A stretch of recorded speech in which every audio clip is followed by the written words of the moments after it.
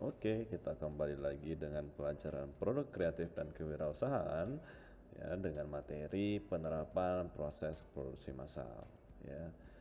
Dimana kemarin kita sudah membahas tentang jenis-jenis proses produksi ya, baik itu mulai dari kelebihan ya atau keuntungan dan kekurangannya.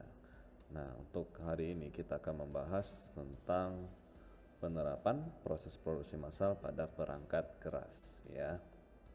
Nah, eh, contohnya ya yang akan kita ambil kali ini adalah proses produksi massal pada chip komputer ya.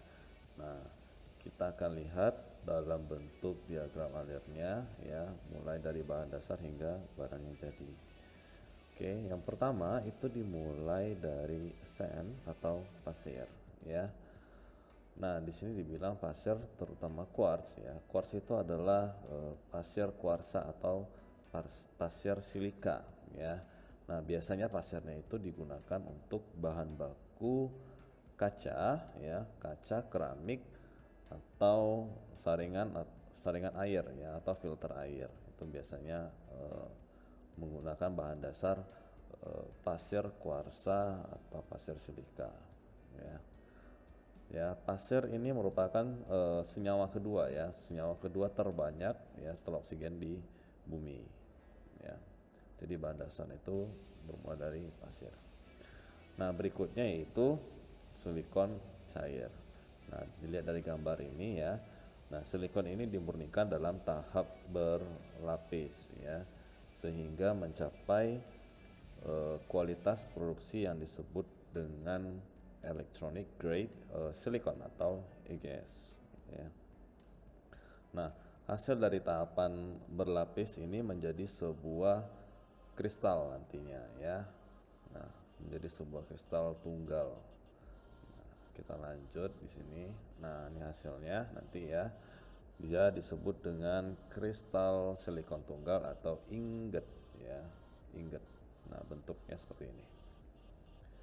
Nah, setelah jadi menjadi kristal ya, kemudian dia diiris ya. Dimana ingot diiris ya menjadi disk atau kepingan silikon individual ya, yang kemudian disebut dengan wafer.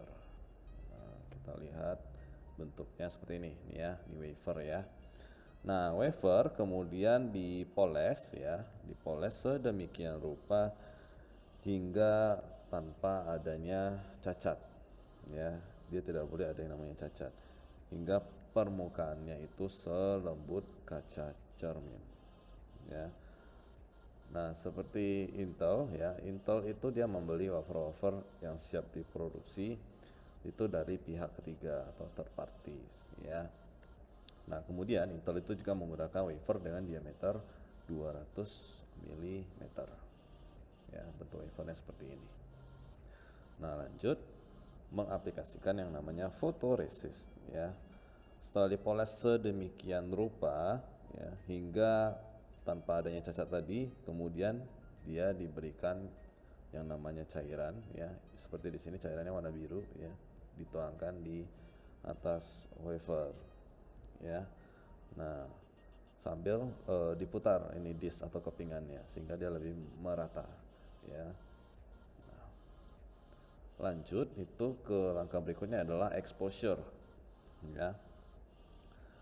Nah, exposure ini setelah dituang tadi, setelah dituang menjadi photoresist ya, kemudian dia akan diekspos atau disinari dengan sinar ultraviolet atau UV ya, sehingga dia dilapisi ya, ke lapisan yang fotoresist tadi itu mengandung sinar ultraviolet. Nah, kalau tadi itu wafer, nah sekarang ini adalah salah satu contoh bentuk terkecil ya, bentuk terkecil dari sebuah mikroprosesor ya, dari sebuah wafer tunggal. Nah, ini disebut dengan transistor ya. Nah, di sini dijelaskan bahwa sebuah transistor itu berfungsi seperti sebuah switch ya, atau ya switch. Nah, switch itu berfungsi untuk mengendalikan arus atau aliran arus listrik dalam sebuah chip komputer. Ya. Nah, kemudian, seperti ini peneliti di Intel telah mengembangkan transistor yang sangat kecil sehingga 30 juta transistor dapat diletakkan pas di kepala sebuah peneliti. Ya, jadi bentuknya seperti ini. Ya. Nah, lanjut, kemudian membersihkan fotoresis, ya. Karena tadi fotoresis yang lengket, ya, sudah lengket dan kemudian sudah dilakukan sempurna oleh suatu pelarut, maka proses ini akan meninggalkan sebuah pola dari fotoresis yang dibuat oleh mask, ya, atau cetakan. Nah, jadi ini seperti cetakan, ya, hasilnya, ya, fotoresis tadi. Nah, kemudian dia akan lanjut ke proses berikutnya, yaitu dengan etching atau menggores, ya. Karena tadi kan fotoresis itu tidak boleh tergores, ya, maka dia harus dilepas dulu, ya. Nah, baru material yang tinggalkan akan digores, ya, atau di sketch dengan bahan kimia.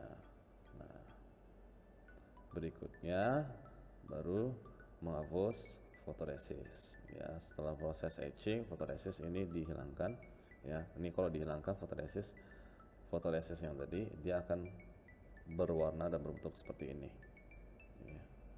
Kalau fotoresis tadi kan dia ada warna ini, ya, warna biru, ya. Nah, kalau dihilangkan fotoresisnya dia jadi warnanya abu-abu semuanya. Nah, setelah dilepas kemudian akan dipasang kembali, ya. Fotoresis tadi akan diaplikasikan kembali, ya, kemudian diekspos, ya, dan dibersihkan, ya. Sebelum tahap berikutnya dibersihkan dulu karena dia akan fotoresis ini berfungsi melindungi material yang seharusnya tidak tertanam ion-ion, ya. Tidak ada ion-ionnya.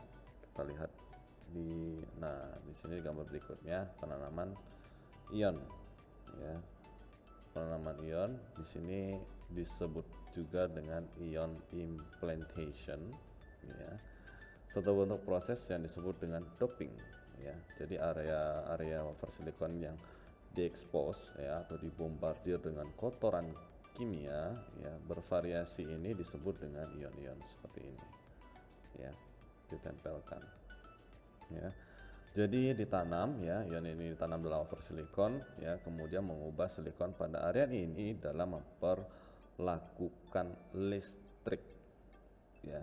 Ion-ion ini ditembakkan di atas permukaan wafer, ya, dan permukaan wafer pada kecepatan tinggi, ya. Ini mencapai 300.000 km per jam, ya. Jadi sangat cepat sekali. Nah, berikutnya karena tadi sudah ditanamkan oleh ion, maka fotoresisnya akan dihilangkan, ya. Nah, setelah penanaman ion, fotoresis dihilangkan, kemudian dapat kalian lihat di sini dengan jelas, ya. Nah, atom-atom yang sudah tertanam, maka tampilan warnanya berbeda. Nah, transistor yang sudah siap tadi, ya. Nah, ini sudah mendekati proses akhir walaupun masih ada setengah jalan lagi, ya. Nah, ada 3 lubang yang telah dibentuk, ya, atau digores atau di etching tadi, ya, di dalam layar insulasi yang berwarna magenta atau ungu ini, ya, di atas transistor. Nah, 3 lubang ini akan terisi dengan tembaga yang akan menghubungkannya ke transistor lainnya, ya. Nah, saya rasa untuk setengah perjalanan lagi akan saya lanjutkan di materi atau pertemuan berikutnya, ya, karena ini masih cukup panjang perjalanannya. Oke, terima kasih.